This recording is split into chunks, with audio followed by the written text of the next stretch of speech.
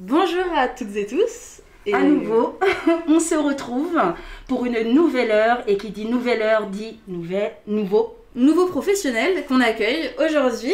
Alors on espère que vous avez bien mangé, que vous avez eu le temps de vous reposer et puis d'assimiler toutes les informations que vous avez eues depuis ce matin. Là on débarque avec un nouveau métier qui va être représenté. Et tout d'abord, bienvenue à toi, Nolwenn, on te laisse te présenter. Bonjour à tous, donc je m'appelle Nolwenn Brosson, et aujourd'hui je vais vous parler de l'intelligence artificielle, et je suis super heureux de parler de ça avec vous tous. Super, nous aussi, on est ravis de t'accueillir pour ce live métier. Alors aujourd'hui, pour ceux qui sont encore en train de s'installer, chers élèves, nous accueillons Nolwenn. Donc Nolwenn qui travaille au sein d'une entreprise qui s'appelle Wolters Kluwer. Tu me dis si je l'ai bien prononcé, Nolwenn. Et donc Nolwenn qui est ingénieur en intelligence artificielle. Donc aujourd'hui, il va déjà nous donner des informations sur ce qu'est l'intelligence artificielle, et puis comment l'intelligence artificielle est adaptée au quotidien dans son métier. Voilà. Et il nous parlera également de son parcours. Donc j'espère que tout le monde est prêt. Alors Nolwenn, est-ce que tu peux nous donner des infos un peu sur l'histoire de Wolters ? Donc, alors, Wolters Kluwer, déjà, au départ, c'est un grand groupe. Et en fait, Wolters Kluwer développe plein de logiciels. Et du coup, moi, pour être un peu plus spécifique, je travaille dans une entreprise qui s'appelle Enablon. Et donc, Enablon appartient à Wolters Kluwer. Et Enablon, en fait, va aider des grosses entreprises dans la gestion des risques au travail, en fait. Donc, du coup, par exemple, ils vont avoir beaucoup de clients qui vont avoir des chantiers. Et dans ces chantiers, il y a toujours des accidents, des choses comme ça. Et en fait, Enablon accompagne ces clients-là dans la gestion en fait des risques. Donc et en fait, oui, non, excuse-moi, je t'ai coupé dans ton élan. Donc en fait, l'intelligence artificielle au sein de ton métier, c'est ce qui va, entre guillemets, prédéterminer ou préanticiper, tu me dis si j'ai tort, les éventuels risques qu'il peut y avoir sur les chantiers. Et c'est exactement ça en fait. On utilise l'intelligence artificielle dans mon équipe pour essayer de prédire à l'avance les accidents qui vont avoir lieu dans les différents chantiers. C'est exactement ça. Très bien. Alors, du coup, là, on va rentrer un peu plus dans les détails de ton métier. Tu vas essayer de nous expliquer dans les grandes lignes ce que tu fais au quotidien. Ok. Alors déjà, en fait, je pense que tout le monde d'entre vous a déjà entendu parler d'intelligence artificielle. C'est un mot qui revient souvent. Mais en fait, c'est vrai qu'on entend beaucoup, mais finalement, souvent, on ne sait pas exactement ce que c'est. Donc déjà, qu'est-ce que c'est que l'intelligence artificielle ? L'intelligence artificielle, en fait, c'est un ensemble de techniques qu'on utilise pour essayer de créer des algorithmes intelligents. Donc là, encore une fois, je vais vous expliquer un peu plus ce que c'est qu'un algorithme intelligent. Déjà, qu'est-ce que c'est qu'un algorithme ? Un algorithme, c'est un mot qui peut faire un peu peur, alors qu'en fait, c'est très simple. Un algorithme, en fait, c'est tout simplement un enchaînement d'étapes pour atteindre un objectif. Donc, je vais vous donner un exemple. Une recette de cuisine est un algorithme. Parce que dans une recette de cuisine, on va enchaîner des étapes pour, par exemple, faire un gâteau. Donc maintenant, qu'est-ce que ça veut dire utiliser des données pour créer des algorithmes intelligents ? Alors en fait, imaginez un ordinateur qu'on lui demande de faire une recette de cuisine. Lui, comment il va faire ? Il va utiliser des milliers, voire des millions de recettes de cuisine qui existent déjà, et il va créer ce qu'on appelle un algorithme intelligent qui va en fait être capable de créer des nouvelles recettes que nous, humains, en fait, on n'aurait pas été capable de faire par nous-mêmes. Donc voilà ce que c'est qu'un algorithme intelligent. C'est l'ordinateur va utiliser plein de données pour faire lui-même un algorithme que nous, on n'aurait pas pu faire en tant qu'humain. Et donc maintenant, quel est l'objectif en fait de ces algorithmes ? Ça va être de réaliser des prédictions, comme dans mon cas, dans mon métier actuel où on essaie de prédire des accidents, détecter des fraudes ou plein d'autres choses. Par exemple, Instagram, je pense que vous connaissez tous, utilise l'intelligence artificielle dans son application. Donc par exemple, quand vous vous connectez sur Instagram et que vous voyez du contenu qui vous est recommandé par Instagram, et là c'est exactement ça, c'est de l'intelligence artificielle. Et là, quelles sont les données ? Ce sont vos données. Par exemple, votre âge, la ville dans laquelle vous habitez, votre pays, les vidéos que vous avez likées, que vous avez commentées, etc. Là, on est en plein dans l'intelligence artificielle en fait. Et c'est des algorithmes intelligents qui vont vous recommander tout ça. Donc en fait, Nolwenn, si je peux me permettre, si on reprend l'exemple d'Instagram, par rapport à la création du compte, on va mettre notre nom, notre prénom, un pseudo. qu'on va liker des publications. Par exemple, si moi j'adore les recettes du gâteau au chocolat et que je like un nombre assez conséquent de photos à ce sujet, eh bien on va me faire des recommandations de recettes du gâteau au chocolat tout format, quoi. Enfin, toute proposition de recettes diverses et variées, si je peux me permettre. Exactement. Donc, par exemple, moi, j'adore également les recettes de chocolat. Et Instagram va voir que moi, j'ai liké d'autres recettes de chocolat que toi, tu n'as pas encore liké. D'accord. Et du coup, ils vont dire, ah bah tiens, celle-là, on va les recommander à Laura aussi, parce que Laura, je pense qu'elle va aimer aussi ces recettes de cuisine. Voilà. Ok. Et quand tu nous parlais de données tout à l'heure, Nolwenn, tu nous disais que des données, en fait, c'est plein de choses. Ça peut être plein de choses différentes. Et de manière générale, c'est des informations des données. C'est des informations qu'on capte. Donc, comme tu disais, je récapitule, ça peut être soit des informations qu'on communique, par exemple, quand on crée un compte Instagram. Yes. Je sais pas, qu'on nous demande si on est une femme ou un homme, bah, c'est une donnée. Instagram, c'est si on est une femme ou un homme. Donc, c'est une information qu'Instagram sait de nous. Ça peut être, comme tu disais, l'âge, etc. Et donc, pour faire de l'intelligence artificielle, la base, c'est connaître les données. Avoir déjà des informations pour pouvoir après créer de l'intelligence artificielle. Et quand tu parlais d'algorithme, bah, l'algorithme, en fait, c'est le processus entre les deux. Donc, on a des données, donc on a des informations. Tout à fait. Ensuite, on a un algorithme qui va un peu calculer qu'est-ce qu'on fait, de quelle façon on le fait, de sorte à pouvoir créer de l'intelligence artificielle capable de détecter des choses. Et presque comme un humain, finalement. Ouais, c'est exactement ça. Et je reviendrai un peu sur ça dans les prochains slides, mais vraiment, c'est ça. Et en gros, plus les données qu'on va donner à notre ordinateur seront d'une bonne qualité, plus l'algorithme que l'ordinateur va créer sera intelligent et perspicace, en fait. D'accord, donc pour avoir en fait un algorithme efficace et créer une intelligence artificielle efficace, encore une fois, l'idéal c'est d'avoir le maximum d'informations. Pour que la prédiction soit la plus précise possible. Ouais, la plus fiable en fait. Non seulement beaucoup d'informations, mais qui soient de bonne qualité. Parce que si on lui donne des informations qui n'ont rien à voir en fait avec le problème auquel on veut répondre, bah là par contre l'algorithme risque d'aller dans la mauvaise direction et du coup de prédire quelque chose qui est faux. Alors la question qu'on peut se poser, d'accord, on a l'algorithme, on a les données, l'algorithme et ensuite la prédiction. Mais concrètement, comment tout ça s'organise? Par exemple, toi au quotidien, quelles sont les étapes par lesquelles tu passes pour pouvoir effectivement établir la prédiction? Quel est le logiciel par exemple? S'il y en a un, est-ce que tu fais une veille? Est-ce que tu fais une analyse en amont? On aimerait savoir un petit peu les étapes pour que tu puisses vraiment pouvoir poser cette fameuse prédiction. Alors ouais, les étapes, bien sûr, c'est jamais évident de donner des détails très précis sur chaque étape, mais en gros, pour faire simple, la première étape, ça va être de se dire, ok, on veut répondre à un certain problème, dans mon cas, détecter des accidents à l'avance. Quelle source de données pourrait être utile pour pouvoir construire un algorithme intelligent? Ok, maintenant, j'ai les idées des données que je veux utiliser pour faire mon algorithme. D'accord. Deuxième étape, je vais devoir écrire du code pour pouvoir automatiquement récupérer ces différentes sources de données. Donc en fait, tu as parlé de logiciel. En fait, il n'y a pas vraiment de logiciel. Justement, c'est nous qui, en tant qu'ingénieurs en IA, devons écrire nous-mêmes ce code pour récupérer les données. Et ensuite, à partir du moment où on a réussi à collecter ces données, on va écrire du code pour utiliser ces données pour créer l'algorithme intelligent. Et c'est là, en fait, toute la partie vraiment technique de métier, en fait, ça va être de trouver les bons algorithmes pour récupérer cette donnée et créer un algorithme intelligent. C'est vraiment cette partie la plus intense, en fait. Okay. Et à partir du moment où on a trouvé le meilleur algorithme, après, l'ordinateur va faire ses calculs et va ressortir cet algorithme intelligent. Très bien.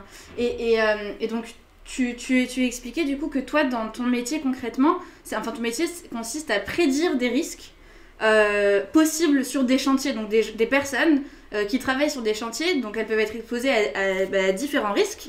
Et toi, le but, c'est grâce à l'intelligence artificielle, de pouvoir anticiper, détecter les risques possibles que pourraient rencontrer ces personnes-là. Et nous, on vous a préparé, enfin c'est surtout du coup Nolwenn qui vous a préparé aussi un petit quiz qui va se lancer bientôt sur vos écrans, qui serait en fait de quel pourrait être l'exemple d'une source de données, donc d'une source d'information comme on disait tout à l'heure, qui pourrait prédire des accidents dans un chantier. Toi donc Nolwenn, forcément tu connais la bonne réponse et tu nous la donneras de manière plus détaillée une fois que tous nos collégiens et collégiennes auront répondu à la question. Donc est-ce que par exemple les données de la météo, donc ça c'est la réponse 1, est-ce que les données de la météo pourraient être un exemple de source de données qui pourrait anticiper, prédire des accidents dans un chantier? Est-ce que les données d'Instagram, on en a parlé tout à l'heure, est-ce que ce sont les données d'Instagram qui pourraient nous aider à anticiper et prévenir les risques sur un chantier? Ou alors la réponse 3, est-ce que les données des derniers films du moment, donc les derniers films qui sont sortis, pourraient nous aider à prédire peut-être les accidents sur un chantier? Donc on attend vos réponses dans le chat. Alors n'hésitez pas à mettre vos réponses dans le chat. Donc je répète, la première donnée qui pourrait être en tout cas sur laquelle on pourrait se baser pour anticiper un accident sur un chantier. La première, la météo. La deuxième, des données d'Instagram. Et puis en 3, les données du dernier film du moment. Donc écrivez soit 1, 2 ou 3 dans le chat. Ouais. En attendant, il y a juste un élève du coup qui nous demande bien gentiment de pouvoir poser une question à Nolwenn. Du coup c'est Younes, je me remets juste sur ta question en attendant, je vois que vous répondez aux questions. Donc Younes qui nous demande est-ce que tu pourrais nous expliquer comment se crée un algorithme de manière un peu grossière? Je sais que c'est pas facile de l'expliquer comme ça, mais est-ce que Nolwenn tu pourrais répondre à Younes et expliquer grosso modo comment on fait un algorithme? Ok. Bah ouais, c'est une très très bonne question, Inès. C'est là en fait toute la difficulté justement, c'est comment on va réussir à créer un algorithme. Donc en fait, je prends un exemple. Imaginons que je veux créer un algorithme qui va être capable de prédire le coût d'une maison, d'accord? Et que pour ça, j'aurai comme donnée la taille de la maison. Est-ce que la maison elle a une piscine? Est-ce qu'elle a un garage? Dans quelle ville est la maison? Etc. etc. À partir de ça, comment est-ce que je vais essayer de créer l'algorithme intelligent? Et ben en fait, je vais avoir ce qu'on appelle des données d'entraînement pour lesquelles il y aura les prix correspondant aux caractéristiques de la maison. Et donc, l'algorithme en fait va s'entraîner sur ces données d'entraînement en regardant, ok, donc je vois que quand il y a une piscine, je vois que quand ça fait telle taille la maison et que quand elle est dans telle ville, le prix il est de temps. En gros, l'algorithme va s'entraîner sur ça pour ensuite, sans qu'on lui donne le prix, il va être capable de lui-même deviner le prix en fait. Par exemple, si l'algorithme il a vu que dans 10 maisons, il y avait une piscine et qui faisait 100 mètres carrés, généralement le prix de la maison c'était 500 000 €, et ben quand on va lui donner des nouvelles maisons qui auront une piscine et qui font 100 mètres carrés, il va pouvoir être capable de déduire que la maison elle vaut 500 000 €. D'accord. Donc chaque cas est unique. Donc du coup, l'algorithme ne pourra jamais avoir raison à 100%, mais l'idée c'est vraiment de se rapprocher le plus possible de la réalité. Et c'est pour ça que plus il a de données, plus il a de cas dans lesquels il peut s'entraîner, et du coup plus il sera bon pour pouvoir prédire des nouvelles maisons en fait. D'accord, donc plus il a de panels d'informations et plus il va pouvoir se rapprocher au mieux, en tout cas, d'une réponse la plus fiable et précise possible. Alors, on avait une question aussi d'un élève qui est passé. Est-ce que tout ce travail d'analyse, est-ce que ça doit te prendre beaucoup de temps, non? Ça prend beaucoup de temps parce qu'en fait, concrètement, par exemple, moi, dans le métier dans lequel je suis actuellement, on a une dizaine de différentes sources de données. Donc, du coup, à chaque fois, on doit tester. Est-ce que quand on rajoute une nouvelle source de données, le modèle il marche mieux ou est-ce qu'au contraire, il va marcher moins bien? Quand on utilise un algorithme bien spécifique pour pouvoir créer l'algorithme intelligent, est-ce que ça marche mieux ou pas? Il y a beaucoup de recherches et c'est vraiment ça le métier. Donc oui, ça prend du temps. Ça prend beaucoup de temps. Des fois, ça peut même prendre plusieurs mois, plusieurs années. Ah ouais. Ah oui, donc c'est quelque chose qui est vraiment... Ah oui. En fait, c'est pas quelque chose qui se fait en une semaine. Et par exemple, en un mois, on va créer une version qui va marcher un petit peu. Et après, petit à petit, on va améliorer le modèle. Et de mois en mois, ça marchera mieux. Après un an, ça marchera encore mieux. C'est comme si en fait, on voulait créer un bot dans un jeu vidéo. Peut-être que le premier bot jouera pas très bien. Et après, la deuxième version jouera mieux. Et en fait, au bout de quelques années, le bot, il jouera très très bien, quoi. Alors, on a des questions qui commencent à affluer au niveau du chat, mais du coup, en attendant, avant de pouvoir te les poser, est-ce que tu pourrais nous donner la structure un petit peu de ta journée? Ouais. Ok, alors généralement ma journée commence à 8 heures. Donc de 8 heures à 10 heures, en fait, ça va être un temps que je vais prendre sur mon temps personnel qui ne fera pas partie en fait de mes heures de travail. Mais du coup, pendant ces 2 heures, en fait, généralement, je vais étudier l'actualité en intelligence artificielle. En fait, le domaine de l'intelligence artificielle, c'est vraiment un domaine qui évolue très rapidement. Il y a beaucoup d'innovations tous les jours. Et du coup, en fait, si on ne se tient pas au courant, on risque de vite être un peu à la ramasse. Donc, c'est très important en fait de prendre de son temps personnel pour pouvoir faire ça. D'ailleurs, je pense qu'il y a beaucoup de gens qui se disent que pour travailler dans le monde de l'intelligence artificielle, il faut être excellent en maths, il faut être ingénieur en informatique, etc. Moi, je dirais que c'est important d'aimer les maths et l'informatique, mais je pense pas qu'il faille être un génie. Et pourquoi est-ce que je pense ça? C'est parce que vous voyez, moi, je prends 2 heures de mon temps personnel chaque jour pour me tenir au courant de l'actualité. Et pourquoi est-ce que je suis capable de faire ça? C'est parce que je suis passionné, en fait. C'est pas parce que je suis ingénieur en informatique ou que je suis ingénieur en mathématiques. Je m'estime pas du tout être un génie. Par contre, j'aime les maths, j'aime l'informatique. Et ça, c'est ça qui me motive, en fait, tous les jours à me tenir au courant de tout ça.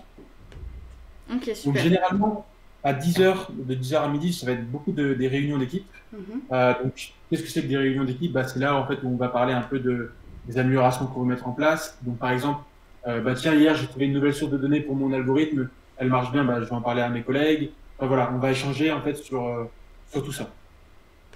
Généralement, de midi à 14 heures, c'est vraiment un temps que je prends encore pour moi, pour manger, pour me reposer un peu et pour faire du sport. Parce que voilà, je suis passionné de sport et en fait, c'est hyper important pour moi de me prendre tous les jours 1 heure pour faire du sport. Par ailleurs, on verra justement le lien que tu as avec le sport et comment le sport influe sur ton quotidien. Je fais un petit teaser. Je te laisse continuer. Et du coup, je vais répondre peut-être à une idée un peu qu'on pourrait avoir sur l'intelligence artificielle, que c'est un métier dans lequel on travaille énormément, qu'on n'a pas de vie personnelle, etc. Je vous rassure en vous disant que voilà, moi tous les jours j'ai vraiment du temps pour faire mon sport à midi. Voilà, et si je voulais le matin, je pourrais faire du sport. Le soir, j'ai le temps de faire du sport. Enfin, vraiment, je vous rassure, la charge de travail n'est pas non plus si incroyable que ça, quoi. Ok, très bien. Juste pour revenir sur le petit quiz, parce que ça fait aussi un peu partie de ta journée, la majorité des réponses portaient sur les prédictions de la météo, enfin des informations liées à la météo. Est-ce que tu confirmes que c'est la bonne réponse? Ouais. Bravo à tous. Et donc, en quoi ça t'aide, toi, du coup, pour pouvoir anticiper les risques sur les chantiers? Déjà, tout simplement parce que si y a de la pluie, les risques d'accident dans certains chantiers vont être beaucoup plus forts. Parfois, s'il y a du vent aussi, ça va vachement avoir d'impact. Voilà, en fait. Donc, la météo a clairement un impact sur le risque d'accident. Ok, bien donc joué. Ça, c'est une donnée justement que tu indiques là entre 14h et 16h lorsque tu es plutôt dans la recherche de nouvelles sources de données. Voilà, là, c'est typiquement une des données qui rentre effectivement dans ta recherche. C'est ça. Et du coup, c'est pour ça, encore une fois, vraiment, les données, c'est un élément fondamental en fait pour pouvoir faire de l'intelligence artificielle. Et c'est pour ça que tous les jours, je prends à peu près 2 heures en fait pour analyser les données qu'on a déjà et les données qu'on pourrait rajouter dans notre ordinateur en fait. Et c'est vraiment quelque chose de très important. Et donc, en fin de journée, tu es plutôt sur du développement informatique et plutôt sur du test finalement, parce qu'il faut tester après toutes ces sources de données. C'est vraiment le code, donc c'est vraiment ce code-là qui va récupérer les données, qui va créer l'algorithme, etc. C'est ce code-là. Oui. Les tests. Donc les tests, je ne sais pas si vous avez eu l'occasion en fait, d'en entendre un petit peu parler dans vos précédentes présentations, mais les tests, en gros, c'est les tests qu'on met en place pour s'assurer que le code qu'on écrit, il fonctionne et qu'il ne fera pas des bugs en fait, dans l'application finale. Donc un exemple que j'aime bien prendre, c'est par exemple Instagram. Donc Instagram, vous, l'application que vous avez sur votre téléphone, c'est la vraie application, ce qu'on appelle l'application de production. D'accord. Mais les développeurs informatiques chez Instagram, le code qu'ils écrivent, avant qu'il aille dans cette application que vous avez vous sur votre smartphone, elle va aller dans une application test que personne d'entre nous ne voit, pour en fait s'assurer qu'il n'y ait pas des bugs, pour pas qu'il y ait des bugs en fait qui apparaissent dans l'application. Donc ça, sinon, on ne pourrait pas vérifier que le code qu'on écrit, il fonctionne bien. Ça, c'est une interface que en fait, nous, en tant qu'utilisateurs, on ne connaît pas. Donc en fait, tu es en train d'expliquer que Instagram, eh ben, parce que c'est un exemple, hein, mais il y a d'autres sites du coup qui ont ça, qui ont une interface entre développeurs informatiques qui leur sert de test à chaque fois qu'ils veulent mettre des nouvelles fonctionnalités sur le site. Exactement. C'est pas lancé tout de suite. Ils prennent pas le risque de mettre la nouvelle fonctionnalité sur le vrai site Instagram, par exemple. J'espère pas pour eux. Je pas dans l'application, donc je pense que ça va. Alors justement, on te voit seul, mais je suppose que c'est un travail d'équipe. C'est ça. Bah, là, malheureusement, avec le Covid, je travaille depuis chez moi depuis quasiment 1 an. Mais en fait, on est vachement relié avec des outils de communication. Je sais pas si vous connaissez, mais voilà, qui s'appelle Teams. Un qui va peut-être plus vous parler, c'est Skype. C'est vraiment un équivalent. Voilà, on utilise ces outils-là pour communiquer. Et du coup, en fait, on est vraiment en permanence en communication, quoi. Ok. Et on a juste un élève du coup qui demande si c'est toi qui testes ou pas. Alors, c'est une très bonne question. Alors, dans les grosses entreprises, il va vraiment y avoir des équipes spécialisées dans les tests et d'autres équipes spécialisées dans le développement. Moi, actuellement, dans l'équipe intelligence artificielle chez Enablon, on n'est pas une grosse équipe. Ouais. Donc là, effectivement, oui, c'est moi qui vais mettre en place beaucoup de tests.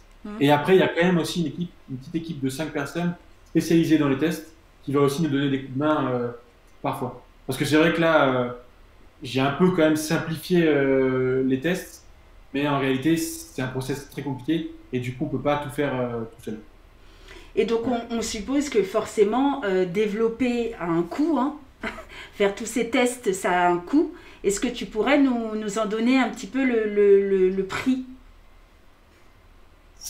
C'est un peu compliqué comme question, mais... En fait, le problème, c'est que selon l'application, il y a le budget alloué au test il va être différent. D'accord. Nous, par exemple, j'estime que le budget qu'on alloue au test, il doit être d'environ 2 000 € par mois. Ça ne va pas être quelque chose d'énorme, parce que pour l'instant, on est encore une petite équipe. Mais pour des grosses entreprises comme Instagram, franchement, je n'ai pas idée du budget alloué au test, mais il est très conséquent. Parce que c'est vraiment une partie très importante. Donc ça dépend des entreprises, voilà. Quel est l'impact aussi derrière. Ouais. Ok, très bien. Et c'est vrai que le métier d'ingénieur, en tout cas en intelligence artificielle, donc ton métier, c'est pas un métier qu'on connaît forcément quand on est petit. C'est un métier qu'on apprend à découvrir peut-être au fil de l'eau. Toi, qu'est-ce que tu voulais faire avant de devenir ingénieur en intelligence artificielle ? Vous allez voir, je pense que ça va vous surprendre, mais en fait, le rêve que j'avais quand j'étais petit et ce que je suis devenu finalement aujourd'hui n'ont absolument rien à voir. Quand j'étais petit, en fait, je voulais être sportif de haut niveau. Oui. Et donc, j'ai été en fait sportif de haut niveau. On en a parlé un petit peu tout à l'heure, mais en fait, j'ai effectivement été sportif de haut niveau avant de devenir ingénieur en intelligence artificielle. D'accord. Donc, en fait, j'ai fait du tennis de table à haut niveau. Et du coup, en fait, quand j'ai eu 13 ans, je suis parti en sport-études à 13 ans pendant plusieurs années. Et ensuite, après mon baccalauréat, j'en reparlerai dans une prochaine slide, mais pendant plusieurs années, j'ai arrêté mes études pour faire du sport à haut niveau. Mais en tout cas, vraiment, je pense, l'idée que j'ai envie de vous donner par rapport à ce slide, c'est qu'en fait, quand j'avais 13 ans, je n'avais aucune idée de ce que je voulais faire plus tard, en fait. Et vous voyez, je voulais être sportif de niveau. Aujourd'hui, je bosse dans l'intelligence artificielle. Ça n'a rien à voir. Et c'est normal quand vous avez 14, 15 ans que vous ne sachiez pas ce que vous voulez faire plus tard. S'il y en a d'entre vous qui le savent déjà, c'est génial. Mais ceux qui ont des doutes, etc., ne vous mettez pas trop la pression. Ça va évoluer. Et surtout, moi, quand j'avais 14 ans, l'intelligence artificielle, c'était beaucoup moins présent dans notre quotidien qu'aujourd'hui, en fait. Donc, du coup, j'aurais même pas pu imaginer que j'allais faire ça. Et les métiers évoluent très vite, et je pense encore plus de nos jours. Donc du coup, vraiment, ne vous inquiétez pas, ça viendra en temps et en heure. Et comment tu as connu, comment tu as connu l'intelligence artificielle vu que c'était pas forcément quelque chose de très connu à ton époque, par exemple ? Alors, je pense que le moment où j'ai connu l'intelligence artificielle, c'est quand j'avais à peu près 22 ans. Donc c'était pendant encore ma carrière de sportif de haut niveau, qui s'est arrêtée en fait à 23 ans. Et j'étais allé aux États-Unis. Et en fait, aux États-Unis, j'avais rencontré des personnes là-bas qui bossaient justement dans ce domaine-là. Et c'est eux qui m'en ont parlé. Et c'est là en fait que je me suis rendu compte de l'ampleur que ça prenait. Et après, en fait, avec Instagram, Snapchat, toutes les applications qui sont arrivées, bah, rapidement, en fait, je me suis rendu compte que c'était vraiment un sujet d'avenir. Ok. Et donc, du coup, avant de rentrer un peu plus dans les détails en termes d'études, je tiens à préciser que nous recevons un certain nombre de messages et que là, il y a des vocations là, qui commencent à être créées. Manifestement, ta présentation et ton métier plaît énormément et il y a effectivement certains jeunes qui nous disent, ben voilà, je crois avoir trouvé mon futur métier. Donc ça, c'est super. Et donc, en termes d'études, tu as eu un baccalauréat scientifique. On fera le déroulé et ensuite tu nous expliqueras effectivement les qualités ou les compétences requises pour faire ton métier. Donc du coup, 2009, baccalauréat scientifique, et puis comme tu le disais tout à l'heure, tu as fait toute une carrière de 2009 à 2014, une carrière de sportif à haut niveau. C'est ça. C'est ça. Ouais. Oui. Si tu voulais rajouter un élément. Non, c'est ça. Donc en 2009, j'ai eu mon bac et après, voilà, de 2009 à 2014, j'ai arrêté mes études vraiment pour me mettre dans le sport à haut niveau. Et en fait, ce qu'il faut savoir, c'est que de la sixième jusqu'à la terminale, en fait, j'ai toujours été un élève très moyen. J'ai jamais eu des notes très très bonnes. J'ai toujours eu 10 de moyenne, 11 de moyenne, rarement plus en fait. Et c'est vrai que jusqu'à la terminale, en fait, je pense que le gros problème que moi j'ai eu, c'est que je ne savais pas pourquoi j'étudiais en fait. Je n'avais pas d'objectif. Donc comme je vous l'ai dit avant, je ne savais pas ce que je voulais faire plus tard. Et du coup, je n'avais pas vraiment de motivation à aller à l'école. J'avais l'impression que les cours, en fait, je les faisais pour faire plaisir à mes professeurs. D'accord. Et peut-être que ma carrière de sportif de haut niveau, ce qu'elle m'a vraiment apporté, c'est que c'est le sport qui m'a montré ce que c'est que faire les choses pour soi en fait. Et quand j'allais m'entraîner de 2009 jusqu'à 2014 dans mon sport, j'y allais pour moi. Et quand je gagnais des compétitions, c'est moi qui avais cette joie de gagner une compétition. Alors que quand j'avais une bonne note à l'école, j'avais l'impression que c'était plutôt mes parents ou alors les professeurs qui étaient contents, mais que moi, ça me tenait pas assez à cœur. Et je dirais que en 2014, quand j'ai mis un terme à ma carrière de sportif de haut niveau pour me remettre aux études, là, c'était vraiment un choix personnel. Et c'est là qu'en fait, j'ai commencé à aller en cours et à faire ça pour moi. Et c'est là vraiment que j'ai vu une évolution incroyable. En fait, comme je vous l'ai dit, j'avais 10 de moyenne quand j'étais au collège et au lycée. Et là, je suis passé à être un des meilleurs de ma promotion chaque année. Oui. Enfin, rien n'a fondamentalement changé, juste que j'y allais pour moi. Et c'est moi, en fait, qui étudiais et qui faisait les choses, et pas quelqu'un d'autre. Et je trouve ça important de vous le partager parce que, à votre âge, vraiment, j'avais ce problème-là. Donc en fait, tu as fait les choses pour toi, ça a été ta force motrice et finalement, ça t'a permis effectivement de pouvoir te diriger vers quelque chose qui te plaît. Et là, ça a directement eu un impact extrêmement positif. Tu as fait la comparaison entre ta moyenne qui était, je crois, à 10 et là, tu étais devenu du coup l'un des meilleurs de ta promo. Comme quoi, quand on fait ce qui nous plaît, qu'on a un moteur derrière et un objectif à atteindre, et bien tout de suite les choses coulent de source par la suite. Ouais. Donc là tu nous as parlé en termes d'études d'études en commerce et d'études scientifiques, donc des diplômes de bac plus 5, c'est ça? C'est ça, études bac de bac plus 5. Donc jusqu'à bac plus 3, j'ai fait une école de commerce et en parallèle une école dans la science, en mathématiques et en informatique. D'accord. Et à partir de master, c'est là où je me suis spécialisé dans l'intelligence artificielle et donc du coup maths et informatique. D'accord, donc en fait, toi tu as eu un parcours assez atypique, mais finalement ce qui est cool c'est que tu es polyvalent, parce tu peux toucher un petit peu à tout, donc ça c'est plutôt intéressant. Mais de manière générale, pour faire ton métier d'ingénieur en intelligence artificielle, il faut surtout étudier les mathématiques et l'informatique, j'ai l'impression. C'est ça qui est nécessaire. Ouais, je dirais que c'est vraiment les deux matières les plus importantes pour être bon dans le domaine, mais qu'après, effectivement, avoir d'autres connaissances dans d'autres domaines, ça pourra en fait toujours aider. C'est important de garder, je pense, l'esprit un peu ouvert. Par exemple, comme je vous l'ai dit, pour les données, en fait, si on n'a pas l'esprit ouvert et qu'on n'est que focalisé sur le code qu'on est en train d'écrire, on risque de pas forcément bien s'ouvrir sur les bonnes données à collecter. Donc c'est toujours bien en fait d'avoir des petites connaissances ailleurs, mais vraiment le cursus principal, c'est ça, c'est mathématiques et informatique.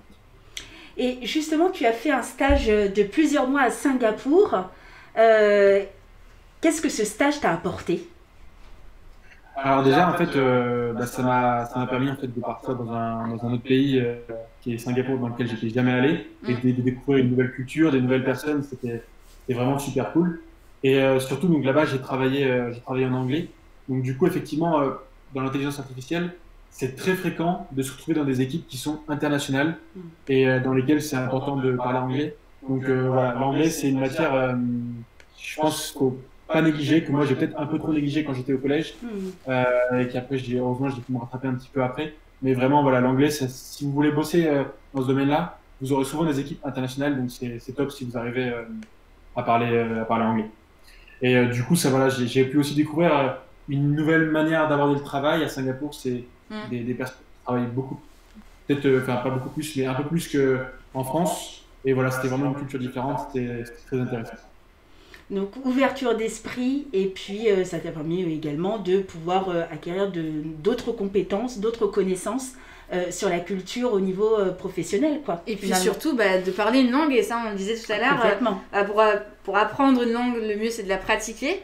Et du coup, c'est ce que tu as fait, et puis tu l'utilises un peu finalement dans ton domaine actuellement, donc c'est pas une compétence négligeable, l'anglais, aujourd'hui de toute façon. Et après, en 2020, tu as écrit CDI à Paris, et j'ai vu que dans le chat, on a un élève qui a demandé c'est quoi un CDI?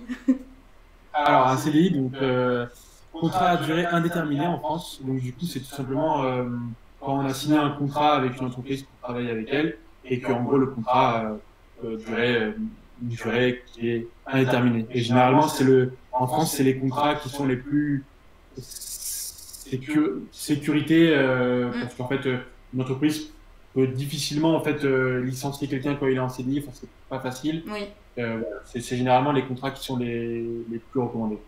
Très bien, c'est un contrat qui n'a pas de date de fin qui est programmée. Alors qu'un CDD, contrat à durée déterminée, c'est qu'on a déjà une date de fin qui est prédite. J'aurais juste aimé dire une dernière chose par rapport au slide d'avant, c'est une petite anecdote. Bien sûr. C'est que donc l'image que j'ai mise, en fait la personne qui est à côté de moi, c'est en fait mon meilleur ami. Et donc, pour la petite histoire, on a repris en fait les études en même temps. On a tous les deux fait du sport de haut niveau et on a tous les deux repris les études en même temps. Et je dirais qu'une autre raison pour laquelle on a réussi à aussi bien réussir nos études après le bac, c'est qu'on était ensemble et qu'on s'est vraiment mis une sorte de compétition positive entre nous pour en fait réussir le mieux possible. Donc, si je peux vous donner un petit conseil, c'est parmi vos amis, repérez ceux qui ont des objectifs similaires aux vôtres. Et n'hésitez pas en fait à vous entraider et à vous challenger et à vous améliorer ensemble en fait. C'est quelque chose généralement enfin moi en tout cas au collège, j'y aurais pas du tout pensé, mais vraiment aujourd'hui, je me rends compte que c'est quelque chose qui m'a énormément aidé à partir de 2014. Donc voilà, je vous partage ce petit conseil. Comme on le dit très souvent, tout seul on va plus vite, mais ensemble on va plus loin. Ouais, là c'est typiquement, ça illustre bien ce proverbe. Tout à fait. Alors, dans les slides dans la slide suivante, tu mets quelques images de toi, donc tu es devant des écrans. Donc je suppose que ces écrans représentent des images de code. Alors ouais, donc là c'est mon poste de travail actuel chez moi du coup. Et donc effectivement dans les 3 écrans il y a du code. Et c'est ça en fait, j'ai pris cette image pour montrer que effectivement je suis très souvent en train de coder et bon voilà, c'est tout. C'est déjà bien. C'est super. C'est déjà ça. Et justement, on a eu un élève qui nous a posé la question tout à l'heure, lorsque tu parlais de gestion des risques. Qu'est-ce qui se passe quand un danger est avéré? Alors, donc en fait, dans les entreprises qui sont nos clients, il y a un métier qui s'appelle être manager de risque. D'accord. Donc ces managers de risque, en fait, ils vont utiliser le logiciel que nous, on leur met à disposition. Et dès qu'il va y avoir un risque élevé, ils vont recevoir une notification, comme sur Instagram quand on reçoit une notification parce qu'il y a quelqu'un qui nous a mis un j'aime sur une photo. Voilà. Et du coup, en fait, ils vont recevoir une notification. Attention, dans cet endroit précis, il y a un risque élevé. Et du coup, en fait, ça va permettre à cette personne de pouvoir prendre des actions, prendre des mesures par rapport à cette localisation. Ok, très bien.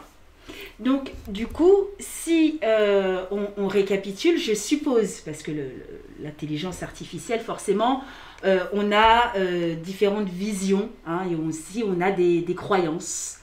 Et aujourd'hui, sur l'intelligence artificielle, tu nous en as cité quelques-unes, et apparemment, il n'y aurait que des garçons dans ce domaine.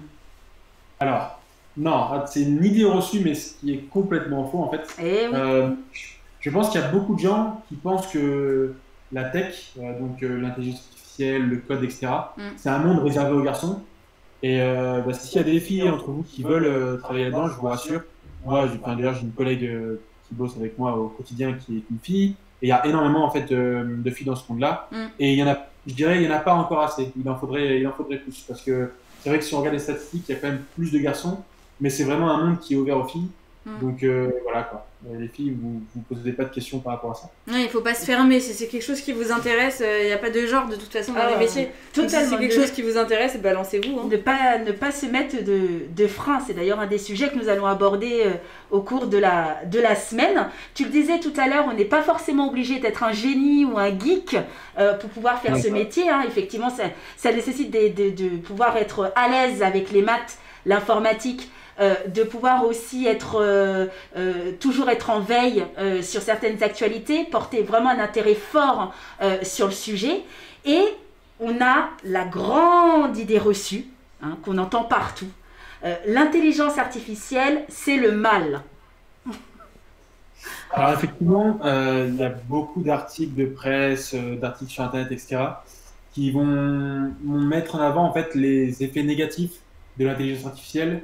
Par exemple, que déjà ça va piquer des jobs à des humains, que ça va collecter nos données, voilà, pas mal de choses comme ça. Et je dois dire que c'est parfois vrai. C'est vrai que l'intelligence artificielle, des fois, collecte des données qui sont privées, qu'on n'aimerait pas qu'elle nous collecte, etc.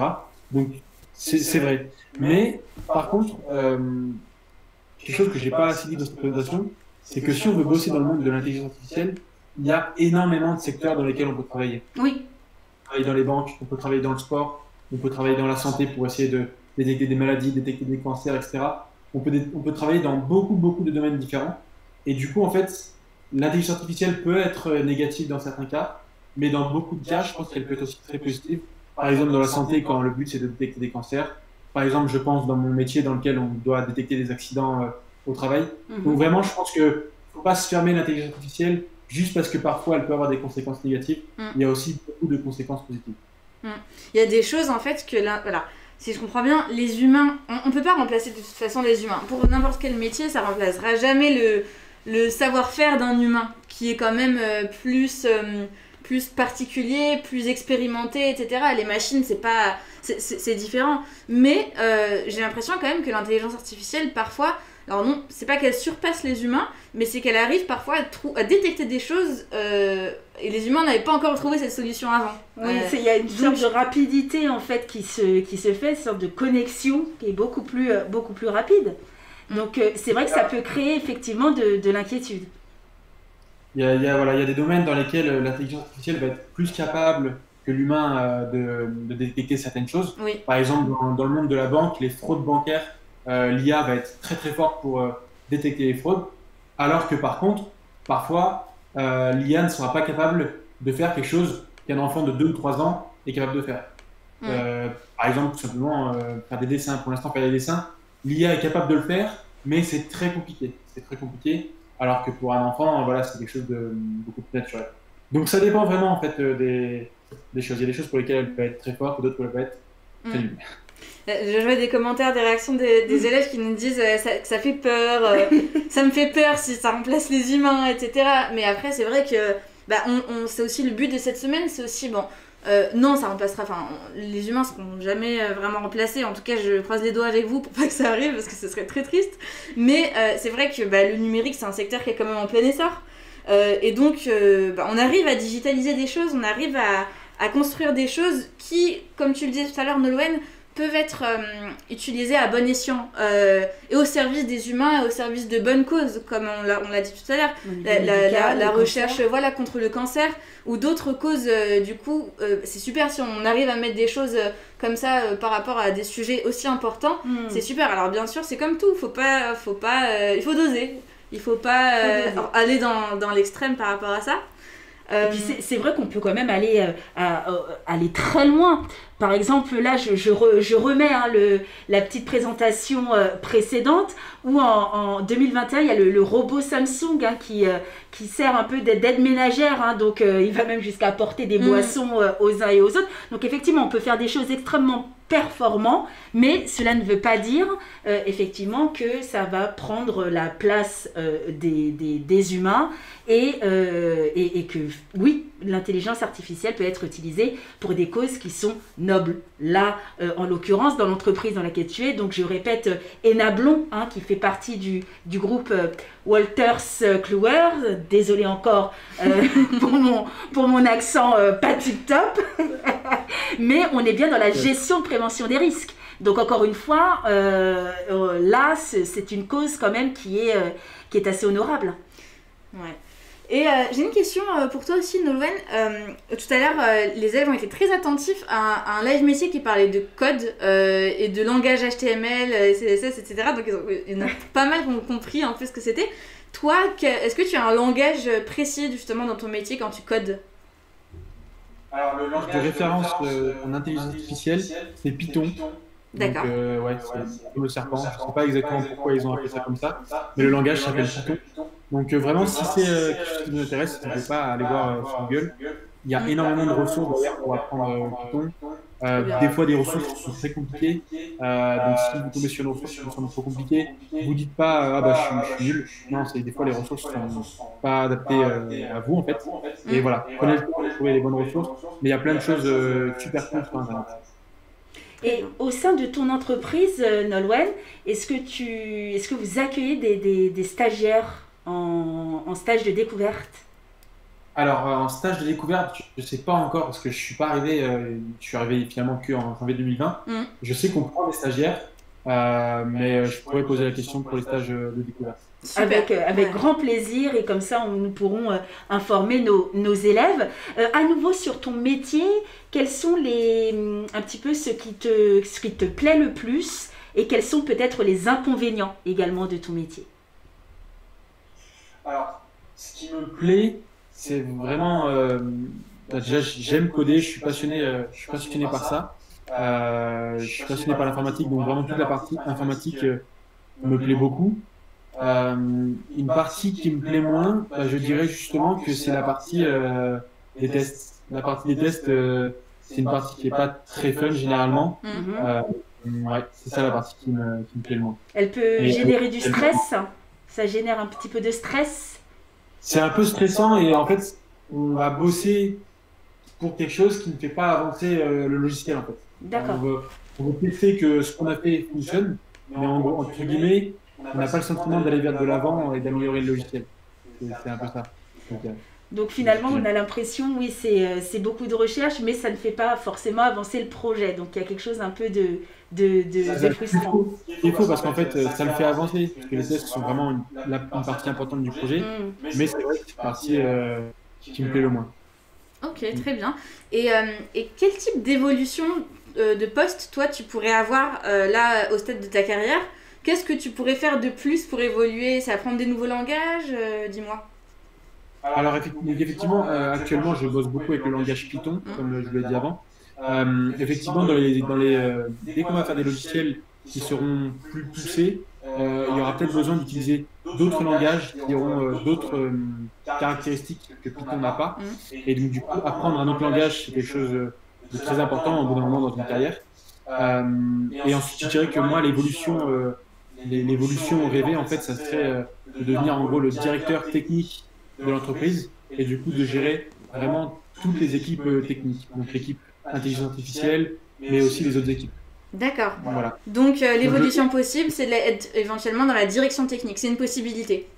C'est ça, le terme qu'on entend souvent, c'est CTO, donc CTO, Chef Technique Officer en anglais. Et voilà, c'est un peu l'évolution de rêve quand on aime l'informatique et qu'on veut être en haut de la hiérarchie d'une entreprise. Alors là, je vois qu'il y a des réactions dans le chat. Est-ce qu'il y a des questions? Finalement, il nous reste 5 petites minutes et encore à peine. Alors oui, pour ces 5 dernières minutes, j'aimerais te poser 2 questions qui sont revenues souvent de la part des élèves. La première, naturellement, c'est celle du salaire. Ça serait bien que tu nous expliques un petit peu si... la fameuse. Voilà, si on gagne, entre guillemets, bien sa vie financièrement avec ce secteur-là, si il y a des possibilités de recrutement, si c'est un domaine où on peut être facilement embauché.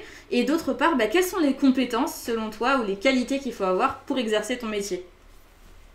Alors, le salaire, je dirais que le salaire est quand même très bon, si on compare à beaucoup de métiers.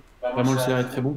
Je dirais qu'en sortie d'études, on aura généralement au moins un salaire de 40 000 € annuels bruts. Donc, ce qui donne par mois en net? Alors, en net, ça fait à peu près... je dirais 3 000 € net par mois. Généralement, c'est le salaire qu'on peut avoir en début de carrière. Des fois mieux, des fois un petit peu moins bien. Mais voilà, je dirais qu'en France, ça pourrait ce salaire-là qu'on peut avoir en début de carrière. Et après, je pense que ça monte vite. Les salaires évoluent vraiment rapidement.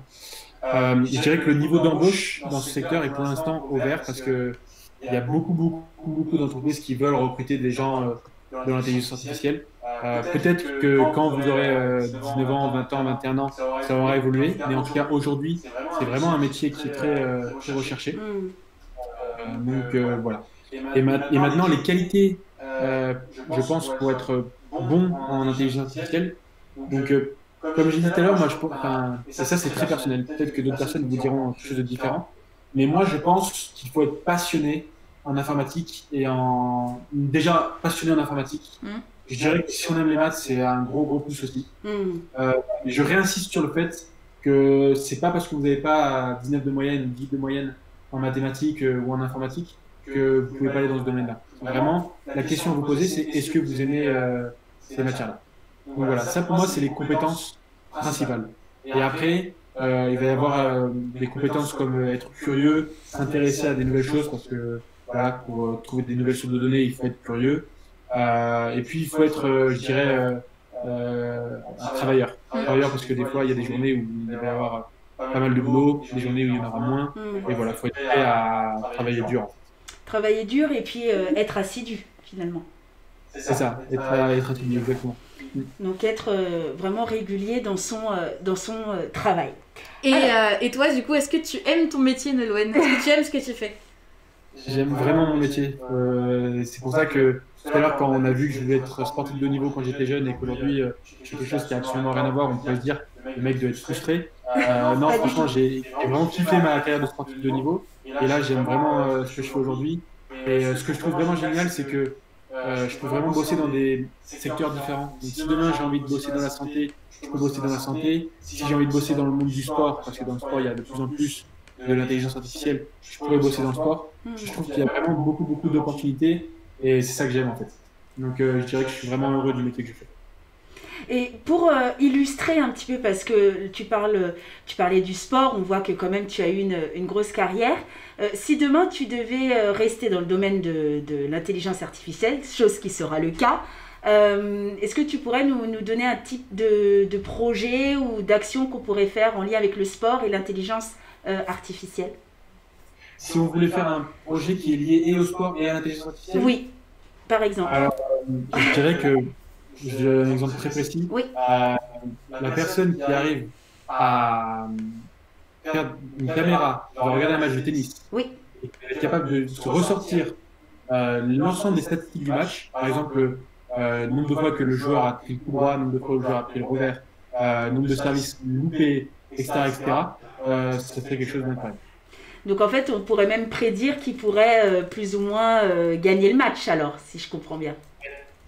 On pourrait se baser sur l'historique des joueurs pour essayer de deviner qui va gagner le match. Donc bien sûr, c'est quelque chose de très dur, mais c'est quelque chose qui serait envisageable. Eh bien, nous arrivons à la fin de ce live métier.